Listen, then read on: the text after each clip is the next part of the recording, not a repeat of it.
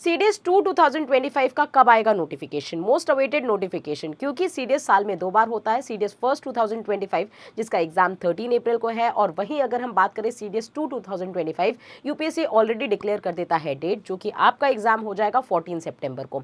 14 सितंबर के होने वाले इस एग्जामिनेशन का कब आएगा नोटिफिकेशन, आइए जानते हैं डिटेल में। तो नोटिफिकेशन में आपको बस सिंपली ये ध्यान देना है कि आपका जो नोटिफिकेशन है वो 28 मई 2025 तक आ जाएगा, और लास्ट डेट जो होने वाली है वो 17 जून 2025 होने वाली है, यानी कि मई एंड में नोटिफिकेशन आपके सामने होगा।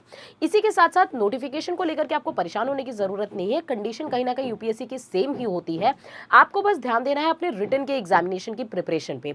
रिटन के एग्जामिनेशन, अगर हम सीडीएस के एग्जाम की बात करें तो पेपर उसमें 3 लेवल के पेपर होते हैं। सबसे पहली बात, आपका पेपर होता है जीएस का, इंग्लिश का, और साथ ही साथ मैथमेटिक्स का। मैथमेटिक्स का पेपर जो होता है वो आईएमए, आईएनए और एएफए वाले बच्चे अप्लाई करते हैं। वहीं जो ओटीए के बच्चे होते हैं वो केवल और केवल जीएस और इंग्लिश का पेपर ही देते हैं। अब तीनों पेपर्स की अगर हम बात करें तो तीनों पेपर्स का, क्योंकि यूपीएससी स्टैंडर्ड है, तो पेपर का लेवल भी अच्छा खासा होता है।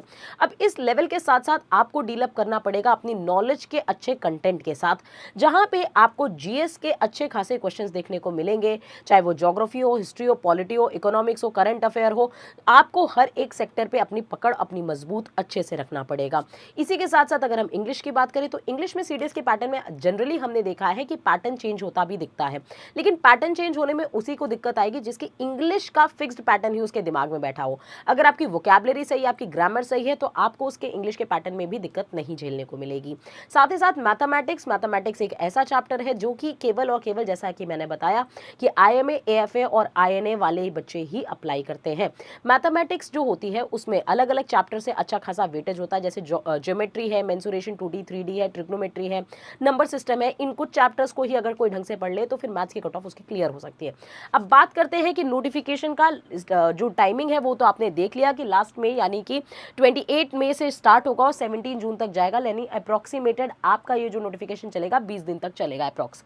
इसी के साथ साथ एज क्वालिफिकेशन के बारे में बात करें, आईएमए यानी इंडियन मिलिट्री एकेडमी की जो एज चाहिए वो होती है 19 ईयर्स टू 24 ईयर्स। वहीं एएफए की बात करें तो 19 टू 24 ईयर्स होती है। ओटीए की बात करें तो 19 टू 25 ईयर्स की आपकी एज होती है।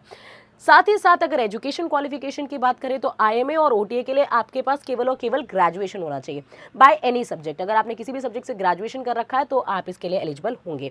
वहीं अगर हम बात करें आईएनए की, तो आईएनए में आपको चाहिए engineering degree from any recognised university.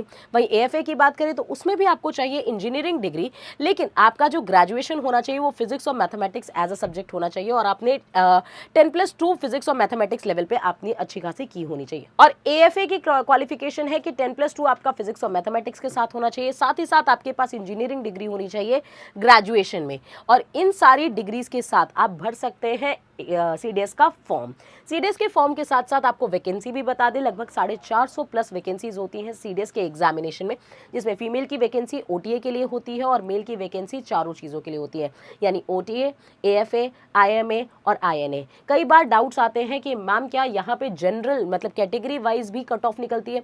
तो यूपीएससी के किसी भी एग्जाम में कैटेगरी वाइज कट ऑफ नहीं निकलती है, यानी general, OBC, SC ST, EWS सबकी जो कट ऑफ होती है वो सेम होती है। बट यहाँ पे इस बात का ध्यान देना है कि आपकी आईएमए, ओटीए, आईएनए और एएफए की इन विंग्स को चूज करने के लिए आपकी कट ऑफ अलग अलग जाती है, जिसको आपको क्वालिफाई करना मस्ट होता है।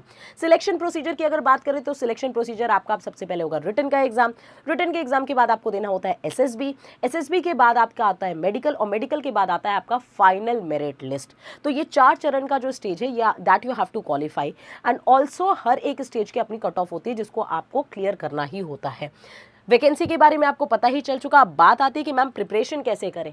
आपको हर एक सब्जेक्ट में अच्छी खासी पकड़ होनी चाहिए, और अगर अभी से हम देखें तो लगभग आपके पास 6 मंथ बचे हुए हैं। अब फिर से एक सवाल जनरेट होता है कि 6 मंथ में प्रिपरेशन हमारी कंप्लीट हो सकती है?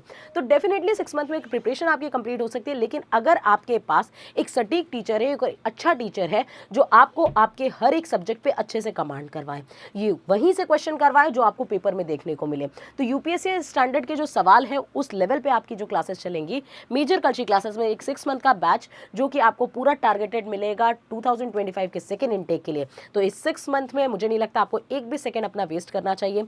अभी से आपको लग जाना चाहिए प्रिपरेशन में। कॉल करिए 9696330033 पे और सारी इन्फॉर्मेशन लीजिए बैचेस के रिगार्डिंग, क्योंकि आपके पास बहुत कम समय बचा है और सिलेबस बहुत ज़्यादा वास्ट है।